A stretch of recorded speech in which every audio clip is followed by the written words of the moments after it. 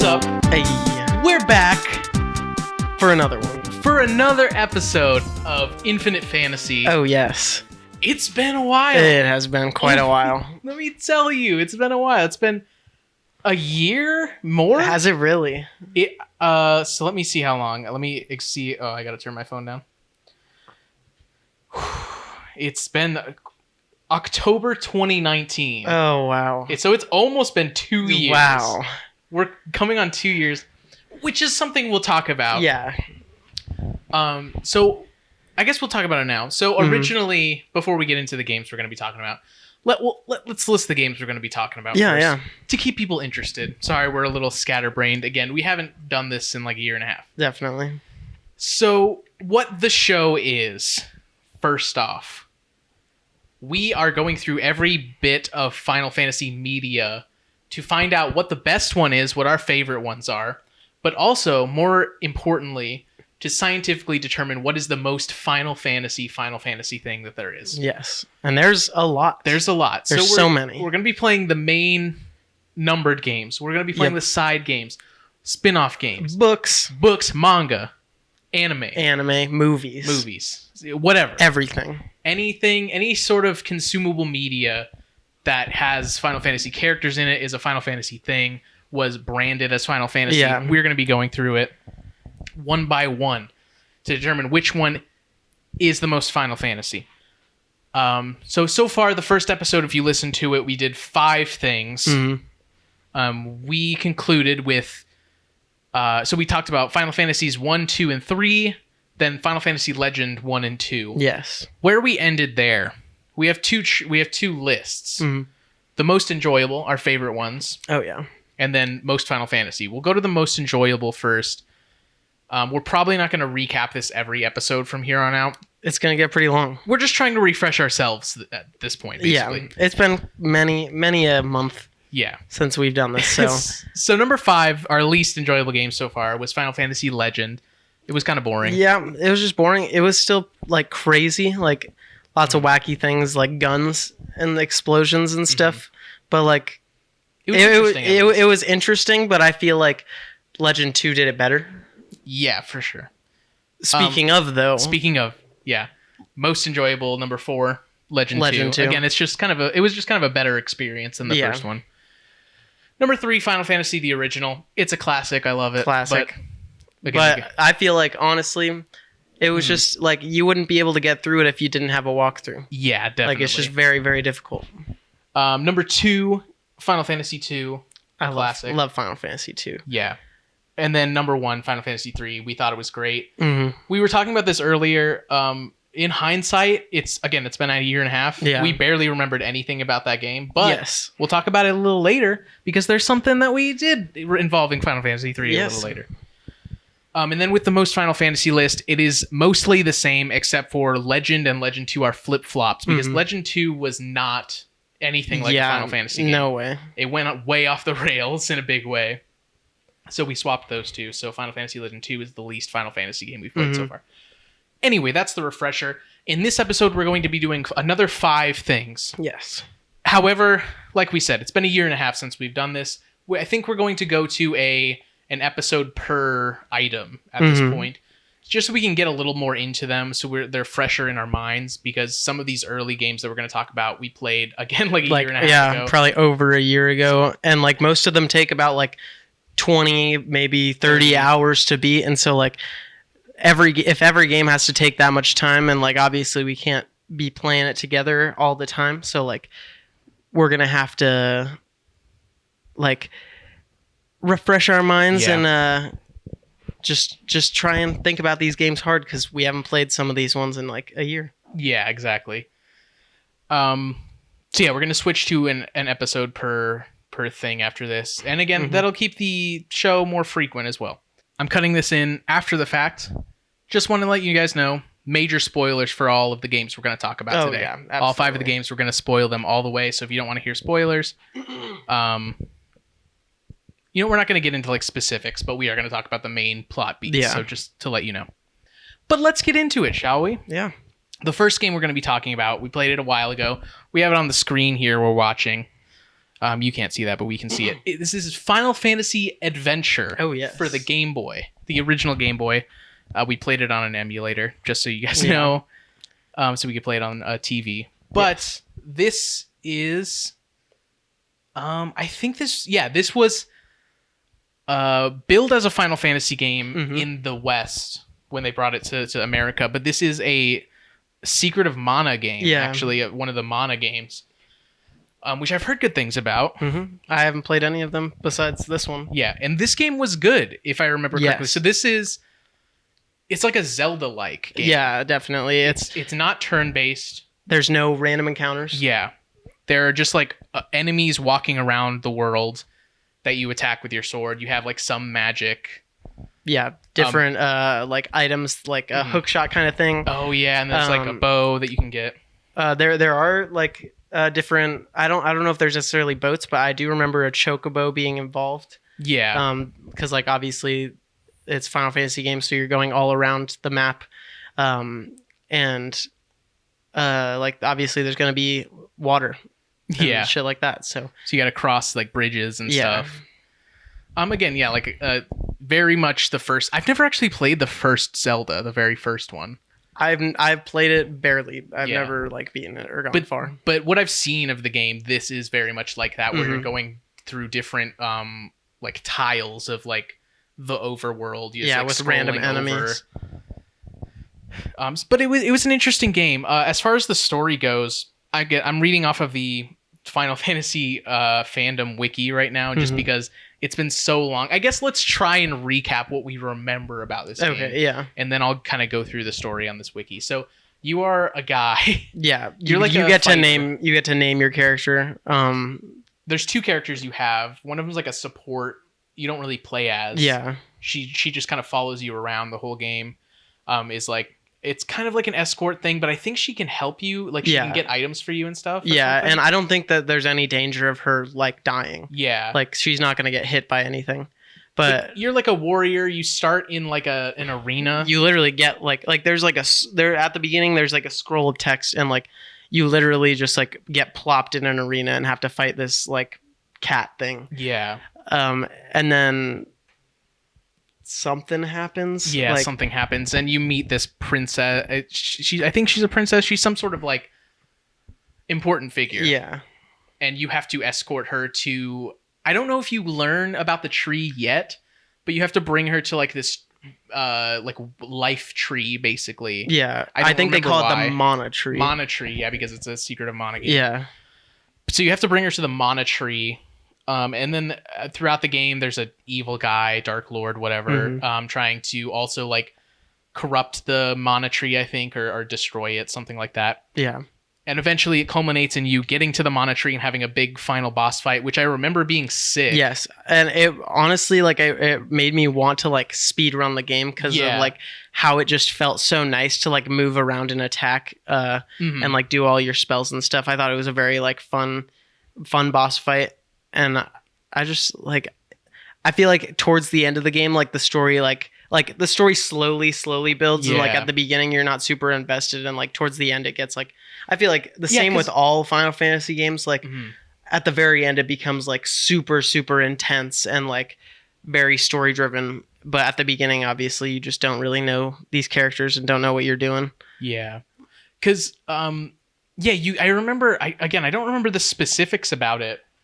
But when you get to the Mana Tree, there's something about the girl that's following you. Again, you name the girl, so I that's why I just keep saying the girl, the lady that follows you. Yeah, because you can name her. But she like realizes that she's like the spawn of the tree, or like it's like her mother or something, some kind of descendant of the tree, or like DNA of the tree. And I don't remember what happens at the end, but I remember it was like we were really high on it. And we were like, that was a great ending.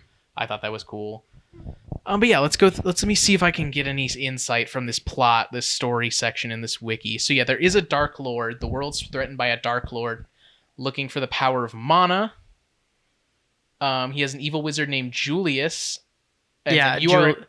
Julius, he's like instructed by the Dark Lord. I remember this to like capture the girl. And there's like a scene where you're going up into the airship that Julius has, and like I don't know if you fight him or you fight some kind of like monster, but then he like pushes you out of the airship, Right. and like you don't know where she is then.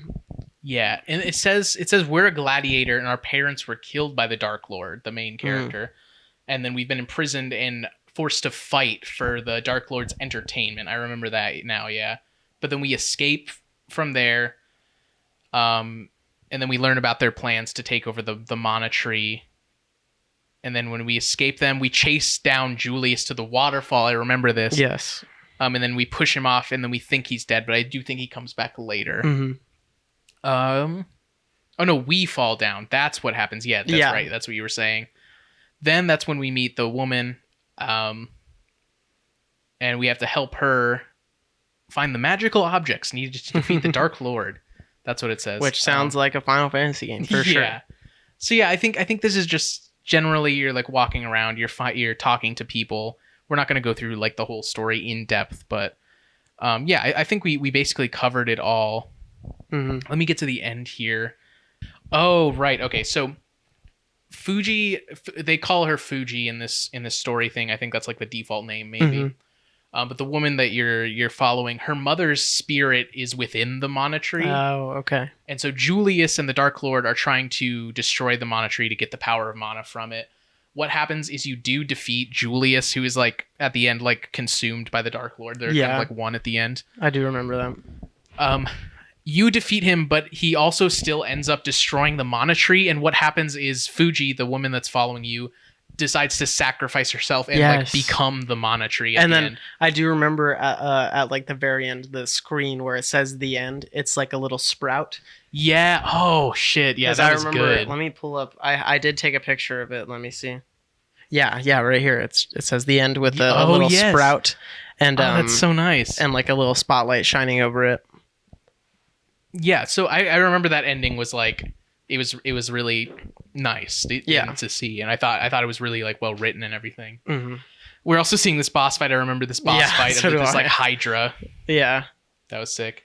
Anyway, so we've talked about the story. I thought the story was really good for this game. I'm interested because I know people have talked about the Secret of Mana games too and said they're very good. I've never heard them talk about this one, but like Secret of Mana is the one that people talk about a lot. So I would be interested to check these games out at some point. Yeah, absolutely. Maybe just in my own time, but because this game was really good. Yeah, and I would say a thing I like about this game, like obviously, the Final Fantasy games take a long time, but this game only took us about like 6 hours or so. I think we did it in like a session. Yeah. I'm pretty sure we did because I remember we sometimes we do like a weekend kind of thing where I spend the night and we just play them. And so I remember, I think we had just finished Legend 2. Yeah. And then we started this one up right afterwards and we just beat it like that Yeah, night. just beat it instantly. But it was really good. I had fun the whole time, I would say. Yeah. So then we'll talk about what makes this a Final Fantasy game. So obviously, it's a Secret of Mana game. Yep. But there are some elements that make it a Final Fantasy game. Airships. Yep. There isn't a Cid in this game. Yeah, no Cid. Is that the first time there's no Cid? Or did the Final Fantasy Legends... Did they have a Cid? Yeah, I don't think they had a Cid, actually. I think every numbered Final Fantasy game so far has had a Cid. Because I think like the first one had like a secret Cid you could find or something. Yeah, I do remember that. So, but this game, it's got an airship. It's got a Dark Lord. That's a classic Final Fantasy thing. Some of the weapons in this game, there's a blood sword you can get, Excalibur you can get, some classic stuff. But that's about it as far as like the weapons go, like classic weapons. There's chocobos, I'm pretty sure. Yeah, I think I remember that. Yeah. But so again, it's not really that Final Fantasy. No, I would say it's on like if I were to rank it just alone, I would say it's the least Final Fantasy of them. Really? So let's talk about this. Let's go most enjoyable first. Let's talk about most enjoyable first. I really liked this game. Me too. I think I liked it more than the Final Fantasy Legend games. I agree. Honest. More than Final Fantasy 1? I don't think so. I don't think so either. So this one's going currently at number 4 in the most enjoyable Final Fantasy games. Final Fantasy Adventure, number 4. So now let's talk about most Final Fantasy. So let's start at the bottom. Final Fantasy Legend 2. there's barely anything Final Fantasy in that game. It But- is turn-based. Yeah, that's I feel like that's where I like go when I think of Final Fantasy, but obviously not all Final Fantasy games are turn-based. Like the newer ones, Mhm. they are more like action-based. Yeah. So I don't know. I think I would say if we really want to decide this, I think we should put it in between Final Fantasy Legend and Final Fantasy Legend 2. I think Legend 1 had more Final Fantasy stuff in it than this game, than Adventure. Yeah. But I think it's more than Final Fantasy 2. I agree. I Alright. think that's a good spot to put it. There we go. So now it is going at the number 5 spot in most Final Fantasy games. Again, just further making discrepancies in this list, in this ranking. Before we move on, actually, I wanted to mention another thing. There was something that we talked about last episode that we weren't able to finish because it wasn't finished. Oh yeah. It's still not finished. I just wanted to bring it up again. The Final Fantasy II Muma no Mikyū, also known as Maze of Madness or something like that. Yeah, I think so. It is a novelization of Final Fantasy II that we've been reading. There's someone on Tumblr. If you check our Google Doc with the list of Final Fantasy stuff in it, there's a link to the Tumblr. Mm-hmm. There's someone who, on their own, is slowly translating the book. Obviously, it's taking them a while just because it's their own little project. Yeah. They're not getting paid for it or anything. So we've just been reading it as they've been releasing it. There have been, I think, a couple new chapters released since we talked about it on the show. It's still good. It's still really very good. It's really compelling.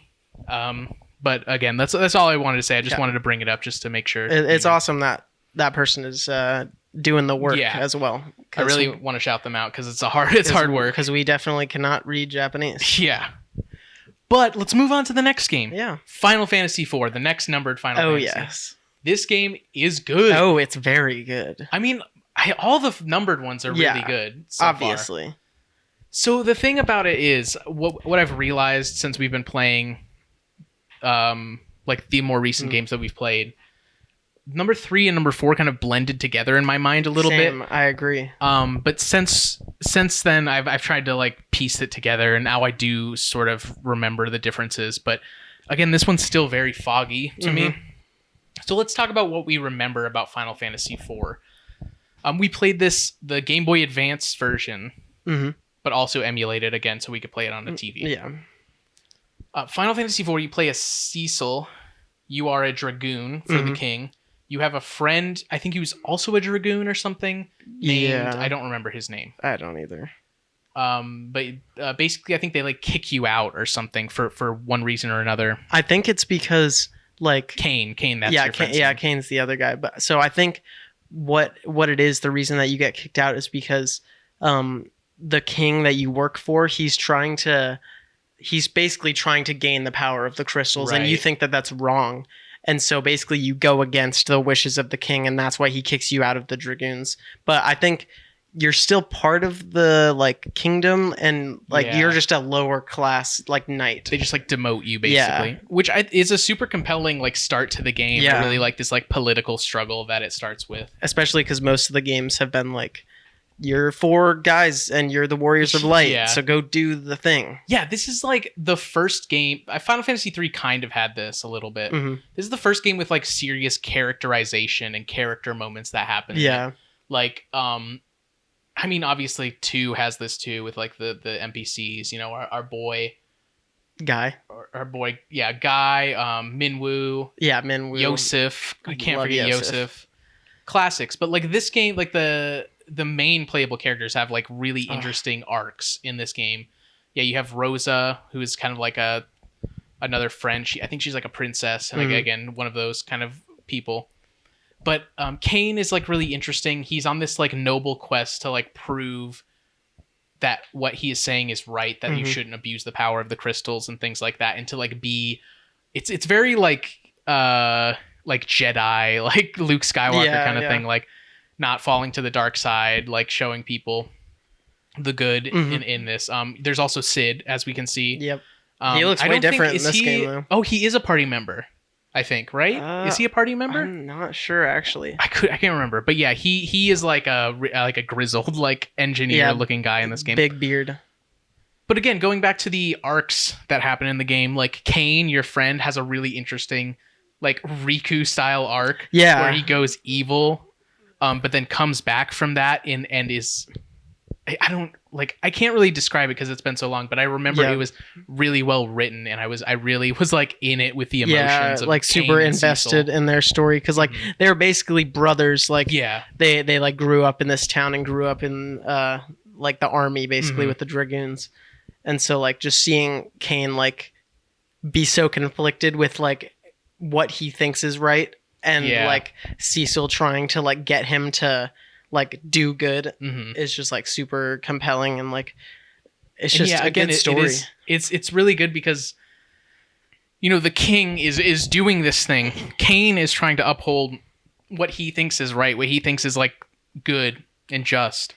And I really like it seems like a very cliche story, but I do enjoy a story of a person who is trying to uphold goodness against all odds, against the king of the kingdom saying that he's wrong, trying to fly in the face of that to do what he thinks is right. And I really like that, and I love the Kane story. Again, I fucking love Kingdom Hearts. I love Riku. Riku's one of my favorite characters. Definitely, it's a great story. And then there's like Palom and Porum. Oh yeah, the twin wizards. Yes, the white and black mages. Rest in peace. Rest in peace. Well, yes, I don't remember if they die or not. Well, they like come back. Yeah, except for what's his name? Not Galuf. That's 5. What is his name? Is he like? He's like the crazy wizard guy. Yeah, I forget what his name is. His name is Tella. Yes, he's the only one that actually dies. Everyone else comes back to life.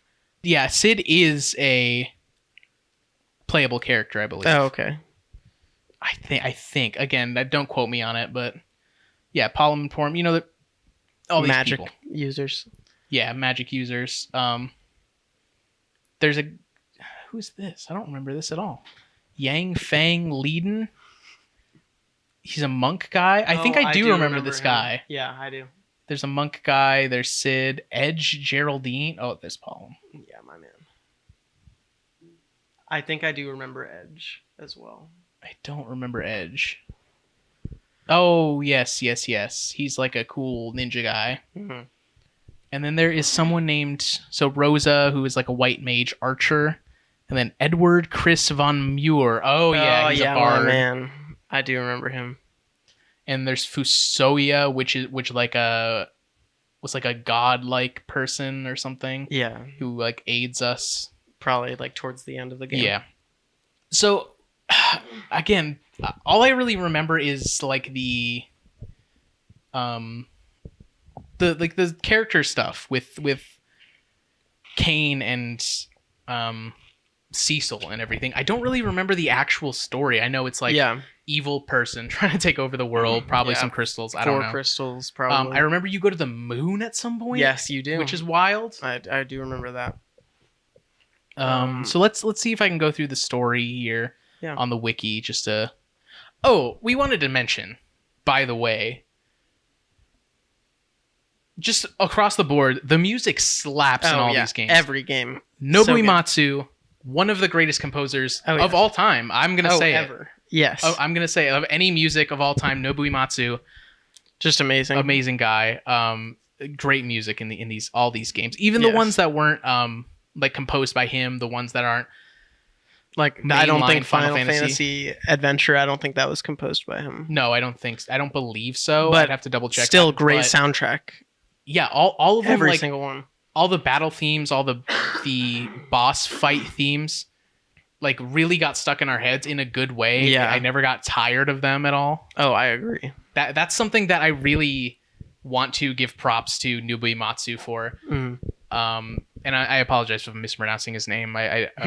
I don't remember the exact pronunciation, but there's something he does with the music that you can listen to it for hours and hours and hours and never get tired of it. It's so it's magical. Have listened to it for hours and hours. Yes, and we're not sick of it.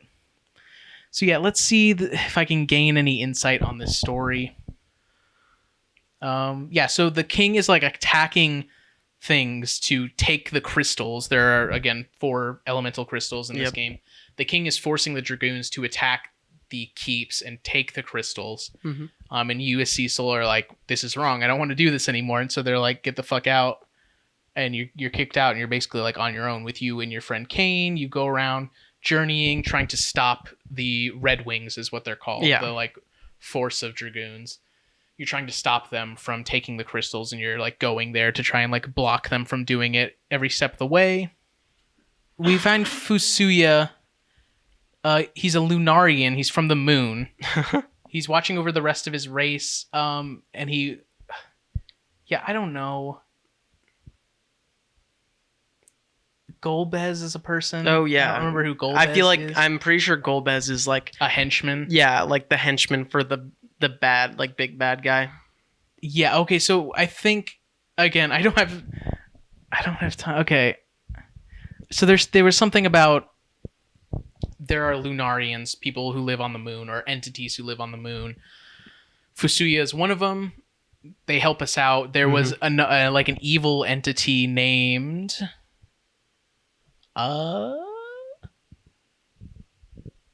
Zemus. Yep, that sounds right. Who came down. He wanted to control people on Earth, so he comes down. He basically like takes control of some people and causes chaos. Golbez for sure. Yeah, Golbez.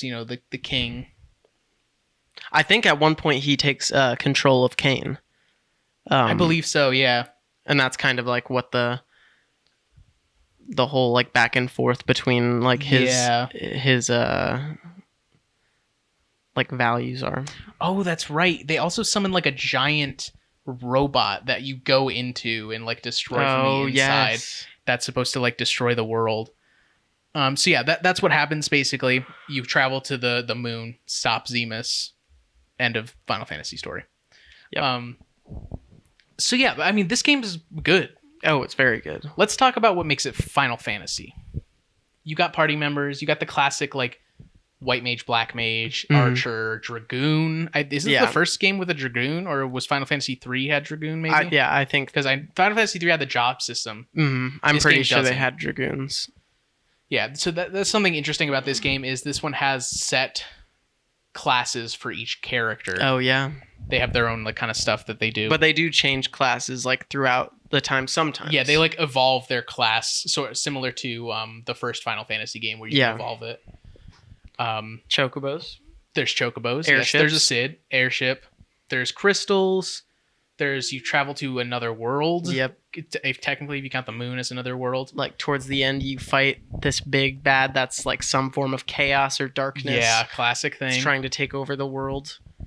A great story moments, great character moments. Mm-hmm. I think that is a Final Fantasy thing, or at least has become a Final Fantasy thing. Yes. With recent games, thinking of like Final Fantasy 7 and 8, 10. Just great, well-written story moments, which I think this game is like one of the first ones that really nails that. Yeah, like super good character development. And it actually seems like the characters all care about each other. Yeah. And what else? There was something else I do want to mention we said earlier about Palom and Porum like dying and coming back to life. Right. But I do have to say, like, one of the moments that like I actually felt sad for characters was there was this moment where I'm not exactly sure who caused this, but some kind of bad guy causes this hallway to start closing, and the party doesn't know what to do, and Palom and Porum like cast stone on themselves and and that's how they die. They hold the wall together so you guys can escape the hallway. And I remember that part actually being really sad to me. Yeah, God, this whole game is full of shit like that. That is just like, if you're invested in these characters, it's gonna hit you real hard. Absolutely. Because again, like we talked about, I think a few characters die in this game, but they do get brought back. By Fusoyu. I think I've been saying that wrong. I think it's Fusoyu. Except for what's his name again? Tella, Who is like is like an old man kind of archetype character who's helping you along in your journey. Yeah. Who is also like a sage, like a wizard guy. He does die and like sacrifices himself to help you in a fight, I believe. Or I think he does it in like one of the final fights. Yeah. He like shows up and is like, I'm gonna fuck this guy up and then I'm gonna die for real this time. And he really does die. Yeah. Very sad stuff. Yeah. So let's look through this like list of weapons as well to talk about like weapons that are in this game. We got Excalibur, a classic. That's a classic. We got Excalibur, Ragnarok sword, Blood sword. We got Mithril stuff, classic stuff. Defender, another classic. Is there no Masamune in this one? Let me see. I'm still looking through like the types of weapons. So I'm on lances right now. Okay. Gungnir is in here. A classic lance, ogre killer, rune axe, some classic stuff. Yoichi bow, Artemis bow. Yoichi bow. We love Yoichi out here. Oh yeah. This is a Yoichi stand zone. For sure. Look at those killer here's fish. The katanas. Yeah, we got the Kiku Ichimonji, Ashura blade, Murasame Masamune, the classic Sasuke's katana, Fuma Shuriken, Moonring blade. Again, just like all of these are classic Final Fantasy weapons that are in like most Final Fantasy games. Thor's hammer is here. Classic. You know it. We got the Sage's staff, bro. Oh, we got that. I love the Sage's staff. We got Apollo's harp. Hey, my man. Yeah, and that's about it. So let's get to the rankings, shall we? On the scale of most enjoyable. What do we? Another thing I wanted to mention: super bosses. This game has a few super bosses. Oh, yeah. Another Final Fantasy thing. We did try them again. Very hard. I don't think we beat them. There also was like an extra dungeon in this game that we played that was exclusive to the Game Boy Advance version that we were playing, which was fun. I would say we would love to beat all of these super bosses. Like not just this game, but there are games after this that we didn't beat the super bosses. But I don't think we would be making this video yet if we were still trying to fight them. Even longer. Exactly. So we're just gonna try our best, experience it. But if we just can't do it, we can't do it. Yeah. So what we've been doing is we've been following walkthroughs just to keep it so we're not like meandering and wandering around the world. So we've been using walkthroughs and to make sure we don't miss anything as well. And then we've been beating the game. At the very least, we're gonna beat the game. Absolutely. And then we are going to try to fight the super bosses. We have tried to fight every single one. We did not succeed in most of them, but we did try. Anyway, to get back to the list, enjoyableness. Where are we going? Where are we going with this one? I'm thinking top. I was thinking number one. I'm thinking number one. Let's fucking do it. I think so too. I'm down. I think for number I one. like this one more than Final Fantasy 3 for sure. Even though they both kind of blend into my mind together, I believe because this one has better character moments, better story moments, and I think I think that the job system, because Final Fantasy 3 had the job system, I think it can be a very good thing. But I also think not having a job system can be a very good thing too. Yeah. Because I love the job system. We're going to talk about it more later and how much I love it. But there's something about like the Final Fantasy 7, Final Fantasy 10 style. Like just leveling up. And like people have their set classes that they are this person. I guess Final Fantasy 7, you can kind of mess around with that. I would say having a job system makes the game harder. Yeah. But that doesn't necessarily mean that it's not fun, because obviously we're putting this at the top of our most enjoyable. Yeah. So I am saying for sure, Final Fantasy 4 is at the number one most enjoyable Final Fantasy so far. Oh, yes. Now let's talk about most Final Fantasy. Is this the most Final Fantasy? Let's talk about... Let's go to the top. Where do we think this is going to land? I think this is going to land somewhere near the top for sure. I would say somewhere near the top, but I don't necessarily think number one. Yeah, let's talk about like Final Fantasy 3 versus this. Like they all have similar elements: the weapons, Cid, airship.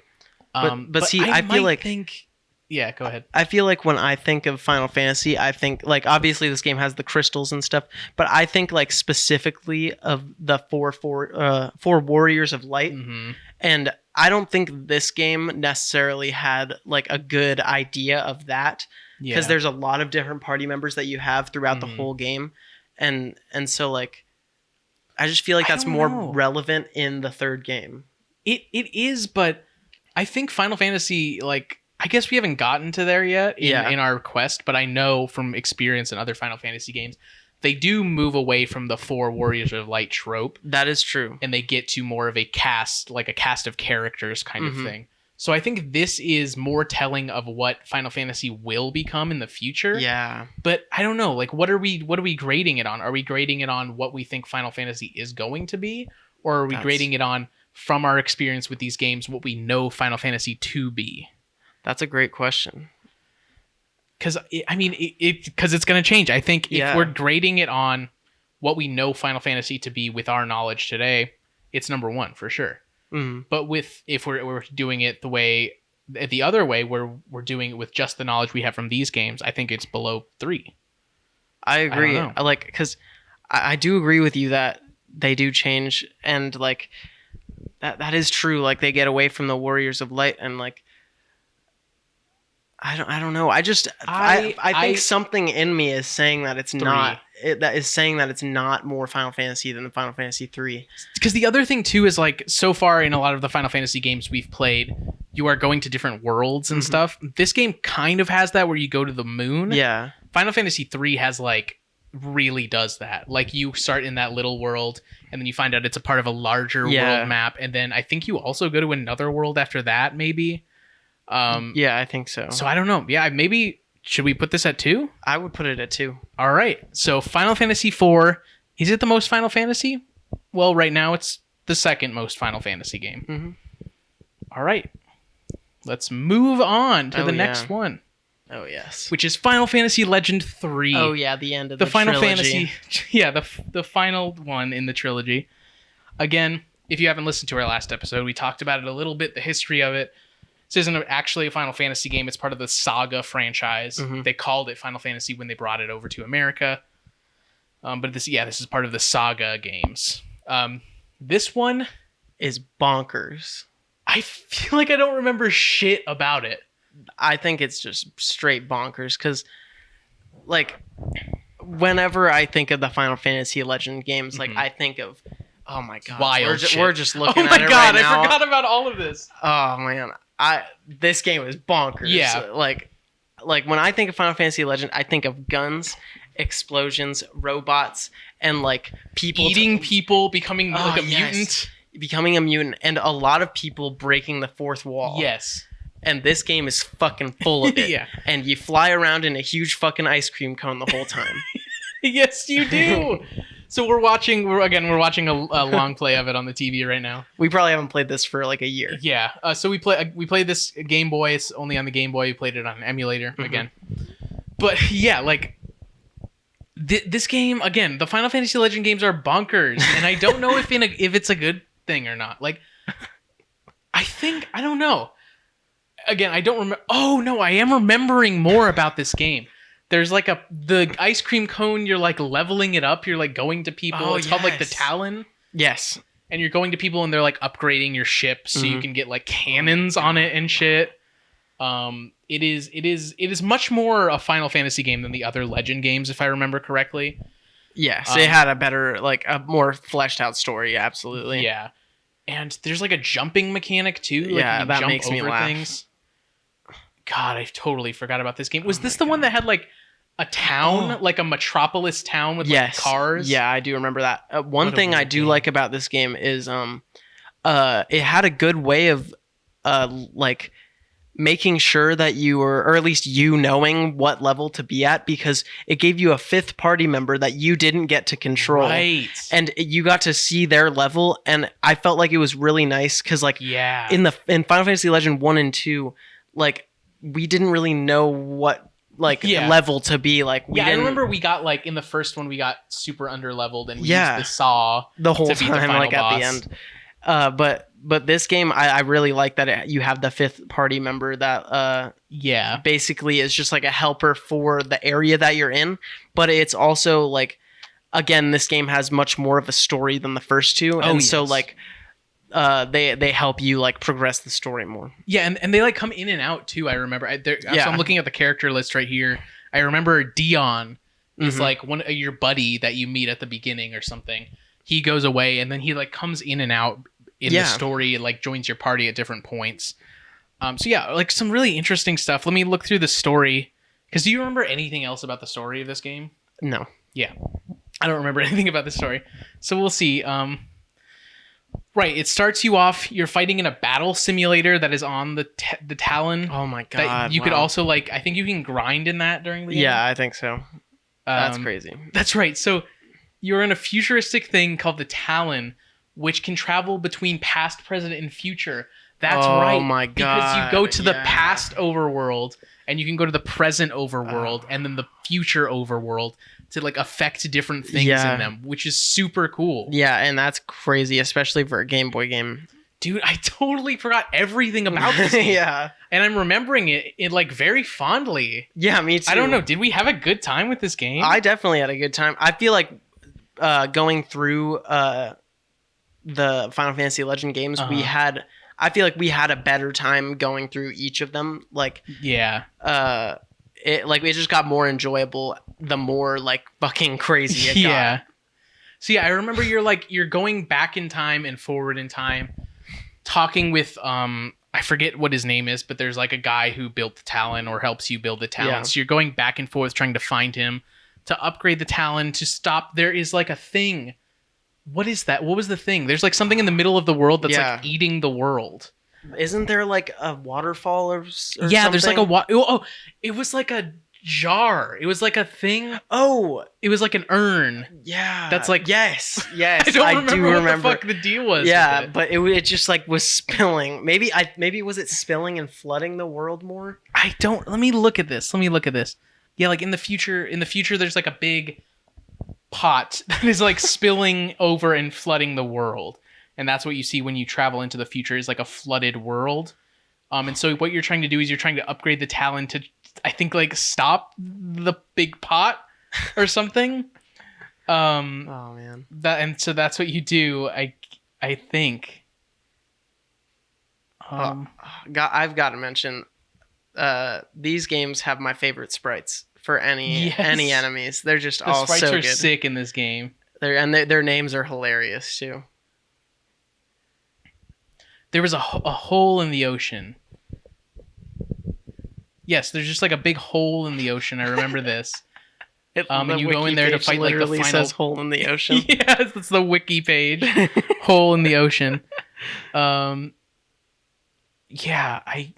This game. There it is. The water entity. Yes, it is a big pot on a cloud that is pouring water. It's a giant urn on top of a cloud that is pouring water into the world, flooding the world. We got it right on the nose. It also poured forth savage monsters into the world. Remember that in the Final Fantasy games? Yeah. It was destroyed by a dying soul, who is a character I remember. Soul is a guy. Is it God? I don't know. He looks like a classic God guy. Yeah. Yeah, he is a god. So yeah, I remember very little about the story, but it's fucking buck wild. So there's a pot in the sky that's flooding the world. Yeah, and you go to past, present, and future, which is weird. Insane. Just crazy stuff. But let's look at the weapons here. Let's see how Final Fantasy this game is. So I guess you could say the Talon is an airship. Yeah, I would. It's a big ice cream cone, but it is a big ice cream cone. Other than that, like off the top of my head, I can't really remember other similar like Final Fantasy stuff that happens in this game. Yeah, I cannot either. You can kind of count going to the past, present, and future as like going to different worlds. Mm-hmm. And there is like the kind of like olden days idea, but also futuristic idea that's like in most Final Fantasy games. Yeah, playing with like fantasy and like sci-fi at the same time. Let's look at these weapons. There's a rune axe. Classic. Nothing else I'm seeing. There's some TNT, tear gas, a nuke. Yep. A Magnum SMG, laser gun. Not classic Final Fantasy games, but classic Final Fantasy Legend things for sure. There's a Masamune. Hey. Excalibur. Okay. And that looks like Gungnir spear. One thing I do have to say that I feel like we haven't mentioned that's a Final Fantasy thing is like in towns, like the buildings, they all have like inn above them or like a sword or a shield or like a rod, staff, like, something like that to signify what's being sold. Yeah, and this game has those for sure. That's because we're watching it right now. I see that. And then there's also the Muramasa. Oh yes, sword. Mm-hmm. So yeah, they got a little bit of Final Fantasy. They got some Final Fantasy stuff in this game for sure. Definitely more than Final Fantasy Legend 1 and 2 maybe. So let's talk about it. As far as enjoyability, for sure, this is my favorite Legend game. Great game. Hilarious. Yes. Is it better than Adventure? I would say no. I think I would also say no, just because of what I'm remembering of the story of Adventure and how we felt at the end of it and how that ending really impacted us. I don't think that really happened to us in this game. And I would say the gameplay of Final Fantasy Adventure was more enjoyable because it was more like hands-on, and then like obviously like this is the most enjoyable list, and so like I think that game kept us more like interactive with it, and this one we just kind of like we're going all over the place. Just didn't really know what we were doing. So I think that's fair. So we're going to put it under Final Fantasy Adventure. So at the moment, Final Fantasy Legend 3 is the number 6 most enjoyable Final Fantasy game. Looking at this list, the Legend games just get better and better, baby. Yeah. Most Final Fantasy. This one I think is going to be a little bit of a shakeup. So is it more Final Fantasy than Legend 2? Yes, I say. Oh, yes. More Final Fantasy than Adventure? Yes. Yes. More Final Fantasy than Legend 1? Yes. Yes. More Final Fantasy than the first Final Fantasy? Maybe? Maybe. Question mark? I don't think so. No, I don't think I can make that argument, to be honest. It's the first Final Fantasy. Yeah. Like, I don't know if... I don't think I could give it to that. I can see that because there's an argument that could be made, which I think is like a big thing. It's a hard argument, though. It's a hard argument. You'd have to have a lot of evidence, and you'd have to be someone who's like a fucking fan of these games. Fucking Legend 3 freak. Yeah, and I've never met someone that would say that. So yeah, I'd say there is a world in which you could argue this is more Final Fantasy than even the first Final Fantasy game. Yes. But I don't think that's going to be our show. I think we're going to put it below. So yeah, Final Fantasy Legend 3 is at the moment the 5th most Final Fantasy game that we've played. So let's move on. So now we're going to talk about the game that we just finished tonight. Yes, we did. So this is fresh in our minds. 100% fresh in our minds. Which is different from the other games we've just talked about. Yeah. This game's taken us a while to beat, mostly because we played some of it. Mm-hmm. So we're talking about Final Fantasy V. Yeah. We played some of it months ago on an old computer that I had. I got a new computer, and then we lost the save file. I completely forgot about that. We didn't play too much. I think we played like 4 hours. Yeah. So it was enough for us to be kind of angry about it. Yeah. But we got through it. And we played it all. We've played it all very recently. I would say this is like probably not the game that's taken us the longest like time, like hours wise to play, but the longest like over the course of our lives to play. And it took us the most sessions just because before I don't think you were working yet when we were playing the other games. Yeah, because you're younger, but you're working now, so we're busier people. So we have it's shorter sessions than we were usually able to do. Yeah. Sometimes occasionally we'll have the chance to do like overnight sessions that we do, but usually we're playing small sessions. So yeah, this one took us a few sessions to play, but this game, I've been waiting to talk about it for so long. Yeah. It's got it's got huge peaks and huge valleys. I agree. This game has it all. It has more. It has 3 games in one. 3 whole games in this game. It's You 3 kidding me? Final Fantasy games. So I'm slapping the car and I'm saying this bad boy can fit 3 whole Final Fantasy games in it. Final Fantasy 5, more like Final Fantasy 15. So let's talk about this fucking game. Oh, what a fucking game. I love this game. It is great. This game is so good. Let me start off. Yeah, go ahead. Jobs are back. Jobs are back in a Many big jobs. way. In a Many. big way. And not only are they back, they're like put into the story. Yes. Which is amazing. Like, 'cause I feel like in Final Fantasy 3, like they were just like, you got jobs, you can change your fucking your class or whatever. But in this game, they're like specifically put into the story along with the crystal idea. But yeah, how does this one start off again? This starts. You are playing as Bartz, who is just like an aloof character running around with his chocobo Boko. Oh yeah. And he meets, I think he meets Lena. Yes. She's like walking around the forest. She's a princess. She's investigating this meteor that fell from the sky. You find a guy named Galuff near the meteor. He's lost his memory. He's an old guy. And at some point you are traveling with them, and then you get captured by pirates. Yes. And you meet a character named Ferris, who is this pirate leader who captures you, takes you in, and then you eventually like talk with Ferris. They get to know you, and then they join your party. You're kind of friends. We learned that Lena is a princess of the world. Her father, King Tycoon. He's got I think sick he hat. went missing recently. Sick hat. Sick Lots hat. of people got sick hats in this game. Oh yes. Bart's father is also gone. I think he's an orphan at the moment. Yes. His parents are gone. I think him and Boko basically like just like friends instead of like an owner of an animal. Yeah.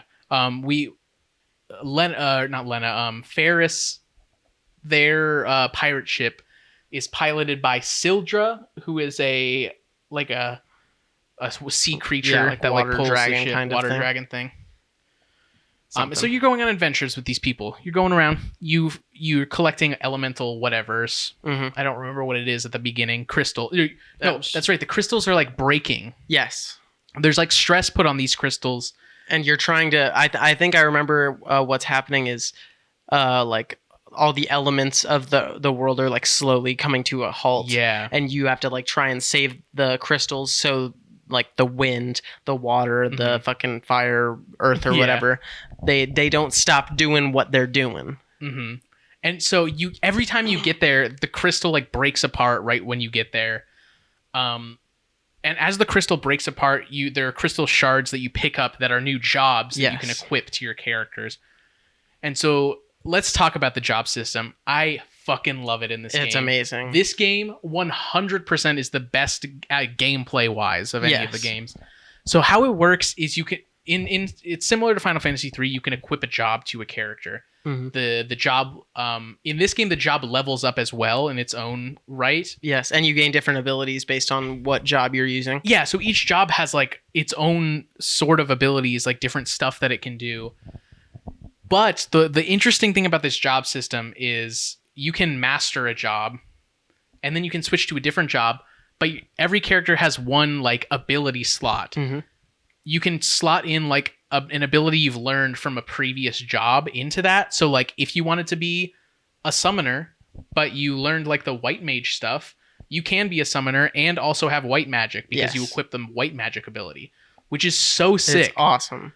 And it really like played into like in the game we were like switching things up, like, ooh, we should have this person be a gladiator because that would go good with their like they have equipped katanas from when they were a samurai, so they'll be able to equip this cool katana while they're doing their gladiator stuff. Or like we had a person who was a black mage and a summoner. We had a person who was a white mage and a time mage, like people dual classing basically, which is so cool. I thought it was amazing. And then what we learned at the end of the game is there's a class called Freelancer that you start as. And what that does is it's just a basic class. You can equip any weapon, any equipment with it. and it also has every ability from every job you've mastered with that character. So if you get it leveled up all the way, you get mastery with that class, and you get the innate ability of all the jobs you've mastered, which came in so clutch. At the end, it really, really helped us. And I can't believe we didn't figure that out until the very end. So, but let's continue with the story. The crystals are breaking apart. We learn that there were like these warriors, these 4 warriors. I don't remember what their crew was called, but it was like, it was Galuff, it was Bartz's dad, and there was some wolf guy, and then a cool guy with a cool hat. Yes, he did have a really cool hat. They are from another world. They are from Galuff's world. Galuff, it turns out, he's kind of like regaining his memories throughout the game. He remembers he is like the king of another world, and he came here on that meteor that crashed down. And why he was coming here is because they sealed away an ancient evil named X-Death years ago with the crystals. And now that the crystals are breaking, there's a chance that X-Death can come back. So they are trying to stop the crystals from breaking, but when he crashed down to Earth, he lost his memories and everything. I have to mention, I think this is in like the first set of like crystals. So I believe that Bartz and Galuff thought that Ferris was a guy, right? Because we need to talk about this because like they're pirates, I guess. Pirates. They're guys, also, I guess they're also coded as male. They're trying to present very male at the beginning and masculine. And so I don't know how soon after you get taken by the pirates, you Bartz, Galuff, Lena, and Ferris all go to like a town and stay at an inn. And Ferris is kind of like taking a little bit to get up, like kind of sleeping in, right? And you all go and barge into Ferris's room, and Bart sees that she's a girl, and so does Galuff, and they get like, oh, she's a girl, she's hot, crazy, which is kind of weird, but I don't know why they had to put that. So I find Ferris's character really interesting. Like, when was this game made? The Warriors of Dawn. Warriors of Dawn. Those are the older Galuff and Bartz's dad. Wait, let me see. What are the other Kelger characters? is the Wolfman, and Zezat is the man with the cool hat. So this game was made in 1992 in Japan, obviously. I don't know enough about the history of Japan. I'm assuming, though, there wasn't really, transgender people weren't really as known as they are today. As ingrained in people's ideas as they are today. I don't know how to phrase that better. So for me, if I'm reading into it like this, I'm reading Ferris as a transgender character, someone who is, if not feels that they are male, is trying to present male to fit in with these pirates. Feels they express in this game that they are more comfortable presenting as male a lot of the time, or at least not wearing like what you would say is like generally female dresses and outfits. Stuff like that. And that does happen where there is a scene where it's later revealed that Ferris is the long lost sister of Lena, daughter of King Tycoon. She is a princess as well. Papa, she says, but Ferris left a while ago, joined these pirates and everything. But like you were saying, so there is a scene where they're back at the castle Tycoon, and Ferris is told to like put on a dress, and like it's obvious that Ferris like doesn't enjoy wearing it, and like soon after they change back into their pirate garb or whatever. And so I do agree with you seeing Ferris as like a transgender character. Yeah, I think if this game was made nowadays or around nowadays, that would definitely be a part of the story, a part of the conversation. Yeah, but absolutely. I think it was just in the 90s in Japan, it wasn't really up for that. They weren't really up for that. They didn't have that in their vocabulary really. But I really do read Ferris as like a trans character, because there is some discussion about this in other games where similar stuff like this happens. This is kind of a trope in some RPG games, but I really do read this as Ferris does feel more comfortable presenting as male. Mm-hmm. It's not just to fit in with the pirates. They wear that normally when they're not hanging out with the pirates, when they're just in your party. So yeah, I do that's my read. I don't know if you're mad at me, whatever, but I think Ferris is trans, and you can't tell me no. Yeah. I mean, we played this game for fucking like 30 plus hours, so I feel like Ferris is trans for sure, confirmed. Yeah. Even though there is a lot of gross stuff in the game where they're like, "Oh, you got boobs! Whoa, you're pretty hot." And then like they're like wearing a dress sometimes because they're like, "Oh, you're a princess. You must wear a dress." Yeah, whatever. But yeah, whatever. Yeah, that's what I say. I love Ferris. We'll talk about Ferris at the end of the game. Oh yes. But so yeah, it's revealed that the crystals are breaking because they sealed away X-Death, who's a super evil guy. Yes. He eventually breaks out. The crystals all shatter. He travels back to Galuff's world to take over Galuff's world. He's trying to take over all the worlds to bring them back into the void, he says. So we also all traveled to Galuff's world via the meteors the meteors. They warps in them. Yeah. And this is where the second game starts. So you go to a new overworld where there are 4 more elemental things you must collect. Yep. You also meet Galuff's daughter, Creel. Don't really know how to pronounce it, but we just say Creel. Krile. Creel. No idea. Creel has a what is it called? Oh no, this is Lena's pet. What is that? A drake, I believe. Yeah, drake. Is it Hiryu or Kiryu? I think it's Hiryu. Yeah, Hiryu. It is a drake. It's the last of the wind drakes. It's a character that comes up a few times in the game. Yeah, many a times. They help the party get to places, and then they seemingly die and come back 3 times in the game. Just over and over.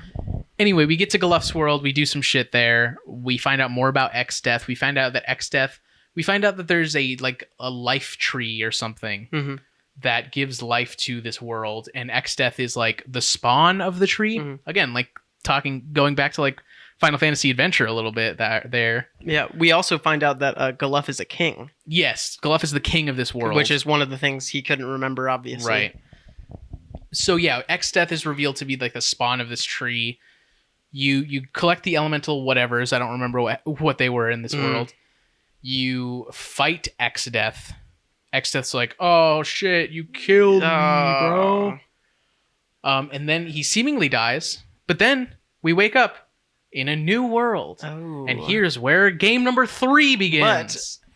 Before we wake up, right after we beat X-Death, Bartz notices he has a splinter in his finger. No, it's Creel has the splinter. Yes, sorry. Creel has a splinter in her finger. Yes. And that will come back soon. Oh, yes, it will. So we're traveling... This new world we've gotten to, the 3rd Final Fantasy game in this Final Fantasy game, is called the Merged World. Merged World, sorry. I mispronounced that, I think. The Merged World. It is a merging of the original world and Galuff's world. There's all the places are here. They're mixed and matched. Yeah. It's a merging of the worlds. Which I think is really awesome, honestly. Yeah. A great idea. The only thing that I was bogged down with was I can't with this shit anymore. 3 fucking games. I thought I was done with this. We beat him. But we're here in the merged world. We have to find the elemental tablets now to stop whatever's happening. X-Death has opened the void over Castle Tycoon and taken away. We forgot to mention.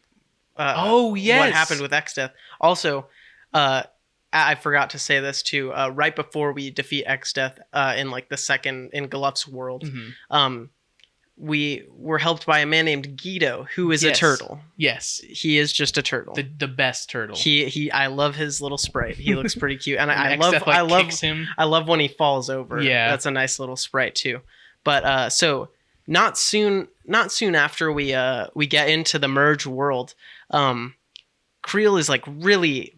This splinter's really hurting her. Yeah. It's really hurting her finger. And it falls out of her finger. Wait, no, we forgot to mention one important thing before we talk about this. Galuff dies. Oh. So he's a party member. He's a party member with you when you're fighting X-Death, he like sacrifices himself Yes. to defeat X-Death. He dies, and then Creel is like mourning over his body because she was there, and she like absorbs all of his basically his jobs, and she becomes your fourth party member now. And she has like his levels, his stats, all that. Which it was like crazy because he's been in your party this whole time. Yeah. Again, like it's like Aerith before Aerith was a thing. Yeah. Like he dies, he literally dies, and he's gone for the rest of the game. I mean, he comes back as like a ghost or whatever, but yeah, now Creel is in your party, and she's like constantly like really sad about her grandpa dying in front of him. Obviously. Sorry, he was his her grandpa, not her dad. I think I said. Oh yeah, he was her dad earlier. Grandpa. But yeah, continue about the splinter. It's really hurting Creel. It's really hurting Creel. And it falls out of her hand, and it becomes X-Death. X-Death was the splinter. Remember how X-Death is the spawn of this tree? So it turns out he can turn himself into a splinter. He can not only turn himself into a splinter, he can also hide himself as a splinter within Creel. Yes. Travel to a new world, and then turn back. It's X-Death's trick. That's what he does. That's what he do. And he even says, what does he say? Like, you thought I was a splinter? I think I have a picture. There's like a of screenshot of his thing. It's crazy. I was losing my fucking I could not mind. believe it. He becomes a damn splinter. This man is a damn splinter. I haven't even talked about how stupid of a name X-Death is. What does it mean? EX-Death, one word. What is that? No idea. That's nothing. X-Death? Is that a tree name? I have to find this. But yeah, he becomes a fucking splinter with his fucking tree powers. Mm-hmm. And he goes into Creel. And he's like, it's me. I was a splinter. I hid myself as a splinter in your fucking hand. Stupid as shit I've ever seen. Stupid as shit.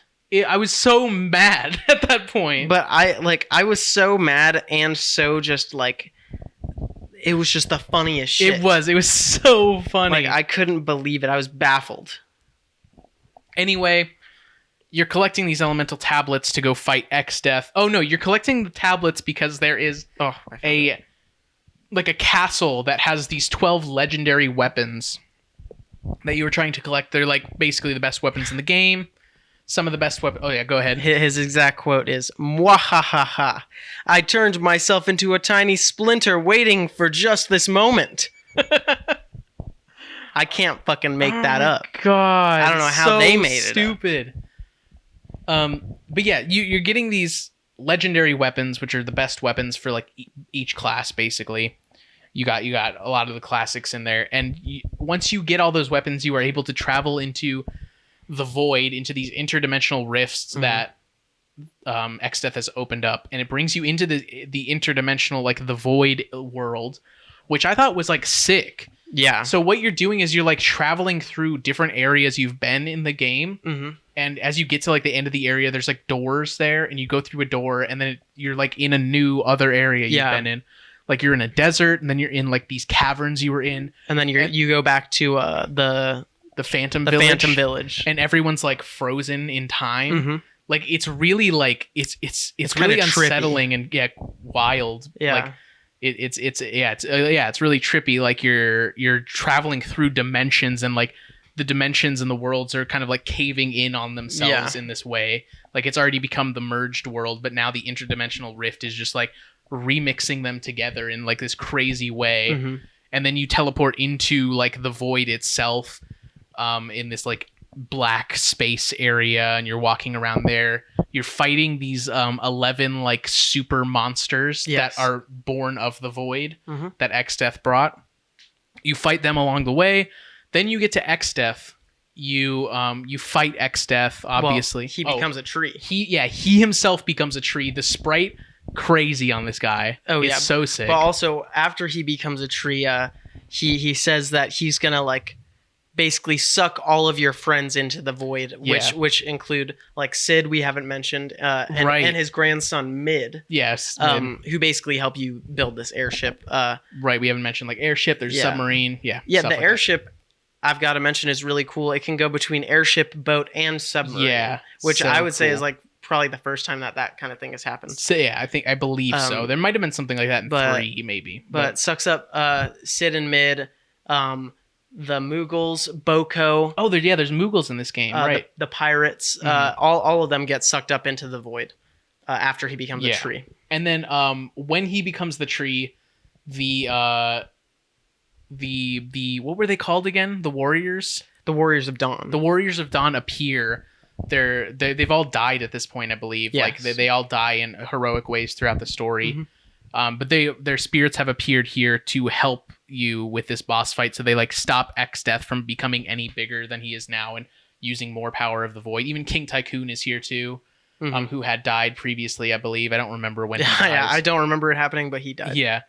And then X-Death sprite, crazy right here. Yeah. It's really cool. Awesome. You defeat X-Death, and then he becomes Neo X-Death. Oh yeah, that's which is the boat. The classic boat mode that every boss goes into. But the cool thing about this is it's like this crazy like body horror mishmash of all the 11 monsters that you fought in the void. Like they're all mashed together into this like crazy boat thing. You fight that, you win. What happened with us? Yes. We found out there are different endings to this game, depending on which party members are alive at the end of the fight. And I've got to say, we clutched that win at the end. Yeah, we were really frustrated tonight with that fight.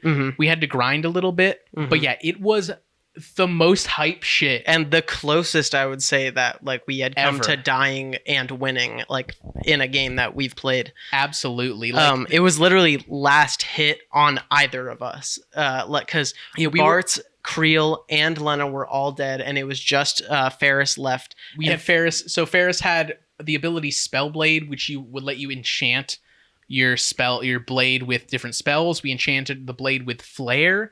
Then we had Rapid Fire from the Ranger class, which lets you attack four times. They're weak attacks, but it's more damage overall.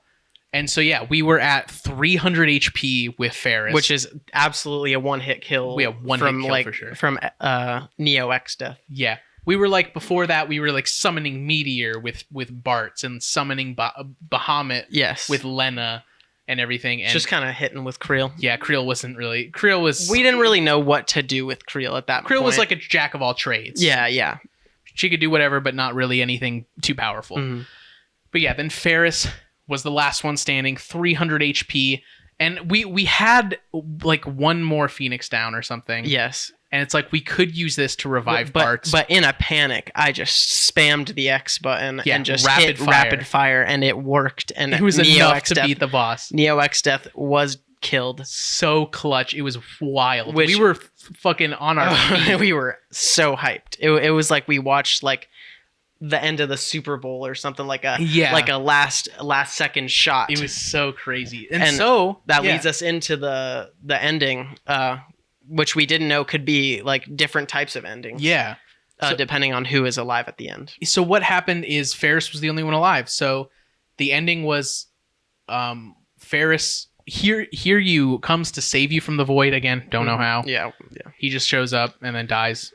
I don't think he dies again. He doesn't die at the last, but he's died like a couple times. Saves, but Yūkyū comes to bring Ferris out of the void, and Ferris notices her friends like falling asleep and falling into the void, and they're helpless to do anything, and so they escape. The ending is Sid and Mid getting a letter from Ferris, just like talking about her friends and how much she's sad that she's lost them, or sorry, they are sad that they've lost them.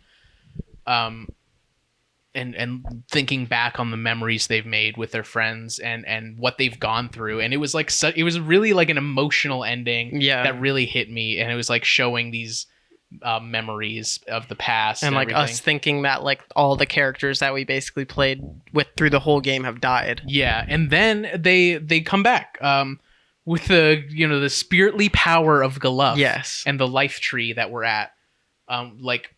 Ferris comes to lay flowers at the life tree for their friends, and Gluff somehow with spirit magic or whatever brings your friends back. Yeah. And they're all here, they're all alive, and you have like a happy reunion with them. And yeah, a great ending. Like I thought it was a great ending. Oh yes, absolutely. I was a little frustrated with the game for a little bit. Mm-hmm. I thought the X-Death Splinter thing was stupid. Yeah. But at the end of the day, I fucking love this game. Oh yes. This game is so amazing good. game. But there is stuff to do after you beat the game. Oh yes, there is. There are many a secret boss. Mhm. There are 2 secret dungeons, Yes. all of which were way too difficult for us. Yeah, so we were a little underleveled at the end of the game. We did try everything. Yeah, we went tried to to fight the we bosses. went to fight them. I would say we got about like halfway through one of the first dungeons. Yeah, we were like we were probably like 3/4 of the way through that. But I think we soon realized that like we were not going to be able to beat the dungeon. Yes, definitely. And I think you have to beat the first dungeon to be able to go to the second dungeon, which is basically just a boss rush of every single boss that you fought throughout the entire Exactly. So that's cool. Like I think that's cool, but we unfortunately we're not high enough level to do that. But let's talk about what makes this game Final Fantasy. We got Sid, airships. Yep. We got Crystals. different worlds, crystals, element things. Going like from land to air to submarine is also seems like a Final Fantasy thing. We got Moogles. Got Moogles. We This got was like Chocobos. I think there were Moogles in 3 or 4, but Yeah. they're like a major plot thing in this game. Mm-hmm. Yeah, we got Chocobos. Oh, one thing we didn't mention, we leave Boko with the pirates at some point, and then we come back to visit him like halfway through the game, and he has like children, and he has like a family. Yeah, which is really nice. Really funny.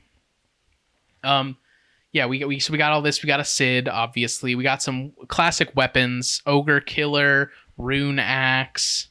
Let's see, Moonring Blade. I know we got the Runebow. Masamune in there. Yeah, we got the Masamune. We got Yoichi. We love it. Artemis Bow, Gaia Hammer, Thor's Hammer, Apollo's Harp. Yep.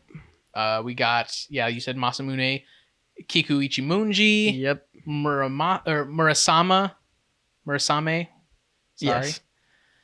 Blood Sword, Excalibur. Defender, Excalibur, Ragnarok, Apocalypse. Yeah, like basically every classic is in here. Oh, what's the staff? Oh, Magus Staff. Yeah, Magus staff. Gotta have it. Magus Rod. Or yeah. And Sasuke's Katana. We got the Holy Lance. Just like really like all the classics. Literally all of them. All the classics. Ultima Weapon was one that we didn't get because it was a part of one of those end game things. Yeah. Oh, Fuma Shuriken. Yeah, Classic. like all the classics. What was the other thing I was going to mention? Let me see. I was gonna mention in the third like world or third game, since there are like the 4 other things that you have to go get, like 4 kind of crystal kind of items. Once you beat each dungeon along with those that correspond to each of the elements, you get 3 chances to open to unlock 12 items. Yeah, the legendary weapons. Yeah, the legendary weapons, which are like the classics. Yeah, all the classics, like the fucking Masamune, Yoichi Bow, Sasuke's Katana. yeah, stuff Gaia like that. Bell, Apollo's Harp, all that stuff. And so basically, once you beat all of the 4 dungeons for the third world, then you can have all of them. Yeah, which is sick. One thing I forgot to mention when we were talking about 4, there is something that you mentioned last episode in that game, the Magus Sisters. Oh yeah, they were in 4, which they were. Said is like a thing. I know that them I know they're in Final Fantasy X for sure, but I'm pretty sure they are but they're like kind of a staple in the game. Yeah, but that was one thing I remember that I wanted to mention. Yeah, for 4. along with like summons, like right. They're usually like a summon like Bahamut and that's another thing we didn't mention. But yeah, summons are in 4 and 5. The classics, Bahamut, Ifrit. Yeah, Shiva, all them. Yeah, all the classics. The whole gang's here. Yes. Let us rank it. Let's do it. Number 1 across the board. I think it's number one. Number one across the board. I think it is the most enjoyable, and it is the most Final Fantasy because it has 3 whole Final Fantasy games in it. Exactly.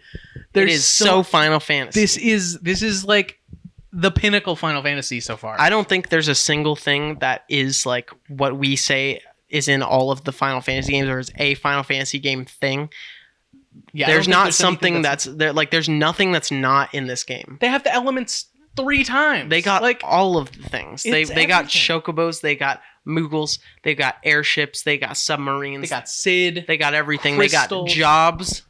They got all of an the evil things. guy that's being controlled by an even eviler guy. Yes, it's got it fucking all. Dude. it's all of it. So that's Final Fantasy V, the number 1 most enjoyable Final Fantasy game, the number 1 most Final Fantasy game. Oh yes. We're getting into our final item today. Mm. This is Yūkyū no Kaze Densetsu Final Fantasy III. Oh yes. I apologize if I mispronounced that. I'm not. I've practiced Japanese, but not that much. Yeah. It translates loosely to Legend of the Eternal Wind. Mm-hmm. This is a manga adaptation of Final Fantasy III, the story of Final Fantasy III.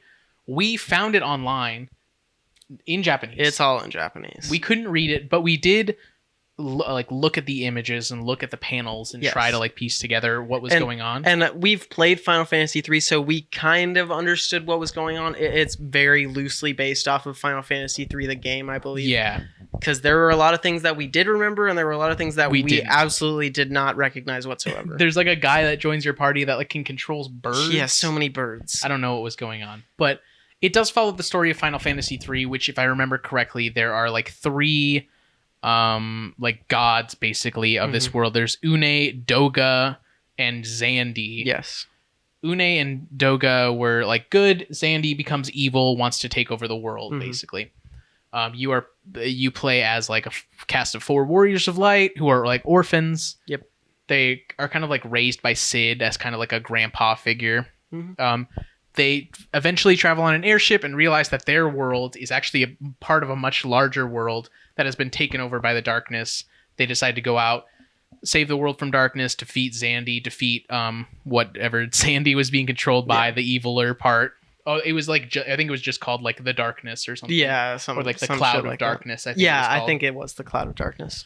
So yeah, we kind of picked up on the story from the panels that we were looking at. Again, we couldn't read Japanese, so we were just looking at the panels. The art, incredible. Amazing. The artist, Yu Kinutani. Okay. Yeah, like great stuff. There's some wild shit in this. Yeah. Like crazy like hands on or mouths on hands and like different like facial features, like all like warping. Just a big like madness mess of like lots of facial features, mouths, hands, lots of different things. And like the action was really like cool and really like at the beginning, one of the big fights at the beginning is an Adamantoise fight, and there's like a cool sequence where one of the characters like vaults the main character up into the air with their hands, and they like stab the Adamantoise. Yeah. Like a lot of cool action in this book. One of my favorite things. There's like 3 different books or like editions. Volumes. Volumes.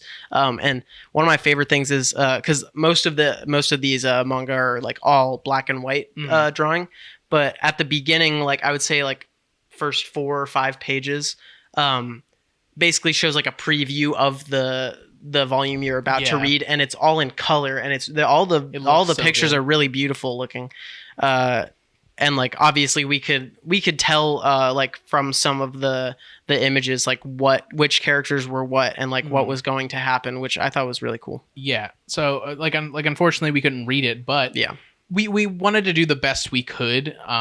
Obviously, like with the Final Fantasy II book, we can't really do much with that because it is mostly words. There are some pictures in there, but with this, we thought that it would suffice just like looking at the panels and trying to decipher the story there. Yeah. And like we said, we do know the story already. So I really liked this manga. Oh yeah. I'd love to see like an English version of it if it exists. I don't think it exists. But yeah, this was really cool, and like I said, the art was great. There was a lot of like crazy body horror stuff happening, and like crazy monsters in it. Lots of trees, lots of birds. Yeah. So like Final Fantasy stuff. There's an airship. I saw an airship. I saw Sid. Crystals. The Warriors of Light kind of stuff. Yeah. An evil man being controlled by an eviler man. You know, a lot of the stuff from Final Fantasy 3, obviously, excluding like the job system because that wasn't really in there. The main character gets another sword at the end of the story. I guess maybe we could say it's like Excalibur or something like that. It has some kind of orb in it. Yeah. So, I mean, that's basically it for the kind of Final Fantasy stuff that is in this manga. There is Ifrit. Oh, yes, Ifrit shows up. And then, like, obviously we don't, like, it doesn't say that it's Ifrit because we can't read it, but there is Ifrit. It 100%. Is Ifrit, and the other one is Shiva. Oh, wow, we got that right, too. Yeah, I just looked that up on the wiki. So they do have Ifrit and Shiva in that. Yeah, they both show up in this manga, and we did clock that. So yeah, like this manga was great. The art is great. Oh, yeah. Where do we want to rank this in terms of most enjoyable? This is interesting because this is the first time we've had to rank something that isn't a video game. Yeah, I honestly enjoyed it a lot. So like, did we enjoy it? Didn't take us very long to like read it or digest it, but I enjoyed it quite a bit. Did we enjoy it more than the Legend games? I say, yeah.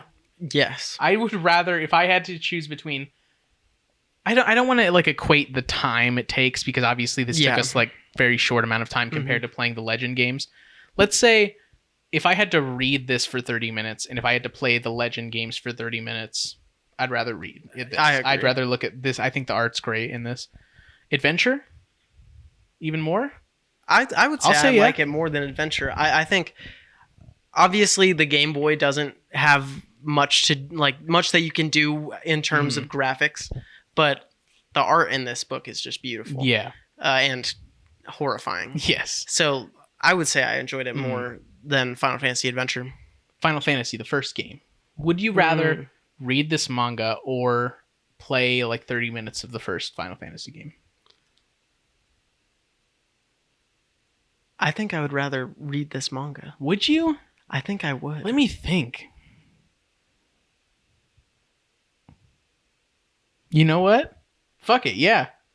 I think this is more enjoyable than Final Fantasy 1. Because, like, even if I couldn't read the English, it was like I said at the beginning of this episode, I barely remember anything about Final Fantasy 3. Yeah. It was really, like, mushing itself together with Final Fantasy 4 in my mind. And, like, looking at the images in this manga, it was like really bringing back the story for me, really reminding me of everything that happened in it. Final Fantasy 1 is very bland in terms of story. Your characters don't have any characterization. The story is very limited.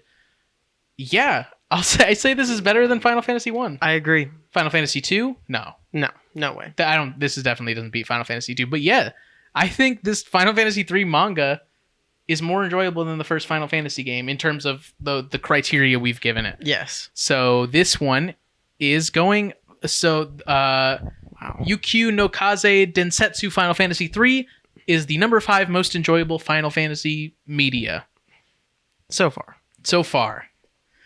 Now, most Final Fantasy. So it's definitely above the Legend games, I think. Is it? Yeah. I mean, there's like summons in it even. Yes. The summons are there. And they do summon them at the end, which is sick. More Final Fantasy than the first Final Fantasy game? Absolutely, I think. Oh, yeah. Especially with the summons being there. Yeah, I think that pushes it over. Oh, yes. Yeah. More Final Fantasy than Final Fantasy 2? Now, here's where we have to think, I think. Yeah. So... Final Fantasy 2 is an outlier in terms of Final Fantasy games. It is a great game. Don't get me wrong. But it's so weird and so different from Final Fantasy games. Yeah. There's not a job system. The leveling is different. It is really weird. The story is kind of strange and not really in line with the Final Fantasy games. I don't know. I think this might be more Final Fantasy. I think I have to agree. But here's where it gets hard because this is basically Final Fantasy 3. It is, yeah. And so like do we think that it's more Final Fantasy than the game that it's based off of? No. So I think we're going if we think this is more Final Fantasy than Final Fantasy 2, next up is Final Fantasy 4 in our ranking system. And I don't think I could justify this being more Final Fantasy than Final Fantasy 4. I don't know. See, because there's no. It has elements of Final Fantasy, but again, the games have so much more. They have different weapons equipping. yeah, This one didn't have the job system. You didn't see people like changing abilities or anything. that is true. I think I'm gonna have to agree with you there, but I would say one thing I did want to mention. Sorry to cut you off. Yeah. One thing I did want to mention about the art, though. There's like one woman in this. She is sexualized every step of the way in the manga. she is a lot. You're always seeing her ass. She's naked like 5 times. Yeah, and then like towards the end when Une and what's the other one? Doga. Yeah, Une and Doga, they get like naked And too. they fly into the moon. Yeah, and then they come back for Weird I don't know. stuff. It's weird. But So there's some weird stuff like that. Just yeah, wanted to like- mention that. the girls just kind of get sexualized Yeah. a lot. But anyway, continue with what you were gonna say. But I think again, like the same with what was it? Final Fantasy what was it, 4 or 5 that we were saying could be more Final Fantasy than Final Fantasy 1. I mean, they're all more Final Fantasy than Final Or Fantasy 1. which one was the one? 3? Or yeah, Legend Final 3? Fantasy Legend 3. I would say it's kind of in the same boat with Final Fantasy Legend 3 that it could be like there is a case that Yeah. it could be more Final Fantasy Fantasy than 4. As like Final Fantasy Legend 3 could maybe be more than Final Fantasy Sure. 1. But I don't know if I'm on that side of the argument. I agree. I think yeah, I could see a world where I could really like put together a PowerPoint and make the argument. But I think today, I think we're gonna say it's more Final Fantasy than Final Fantasy 2, but it is less Final Fantasy than Final Fantasy 4. Yes. So, Yūkyū no Kaze Densetsu Final Fantasy 3, the manga, is officially at this moment the number 4 most Final Fantasy piece of Final Fantasy media. Yes. And that concludes the episode for Yeah. today. First book in the list. Yeah, Not I'm excited. including the one that's the Final Fantasy 2 the one that's unfinished so far, or not unfinished, but the right. So yeah, I think these games are great. I really loved them. I loved Final Fantasy V, surprisingly. oh yes, as long as it did take us. Yes. So next episode, again, we're going to be just doing one thing per episode in the future. Next up is Mystic Quest, Final Fantasy Mystic Quest for the Super Nintendo. Very Excited for this. I've heard this is like a classic. And I've never played it. No, yeah, I've never played it We either. popped it in for about like 5 minutes, Yeah, and it was it seems already wild. going wild. So I'm very excited for it. Yeah, I'm excited to play it too. Yeah, and I'm very excited. That's another thing about these games, because most of these games we've been playing on like either Steam or an emulator or something. That's right. I forgot to mention, we played Final Fantasy V on the Steam version Yes. through the Steam link on the TV. We want to play it so we can both see it on like a big TV. That's why we've been playing on like emulators with the computer connected to a TV. And so I'm very excited. Is this the first one that we're playing on its actual console? Its original console, yes, because we played original the console. Final Fantasy 1 and 2 on the like Origins pack on the PlayStation. Yeah. But So yeah, this I'm very is- excited for that. I love me a SNES controller. Yeah, I'm excited as well. So I think we're going to be able to probably crank that one out pretty quickly. Again, don't hold your breath. Don't be like waiting like it's not going to be like next week, but Yeah. it's definitely not going to be another year and a half before we have definitely. another episode. So I'm excited to play that, and then we're going to get into some like real classic bangers after that. But also, after Mystic Quest, I've got to say, is our first show to watch. Oh, right. So yeah. So coming up, just a little taste of what's coming up. We have Final Fantasy VI after Mystic Quest. Another one that I've never played, but people like swear up and down is the best Final Fantasy. I've heard people say, I've heard people say it's better than 7. Yeah. So I'm really excited to play that.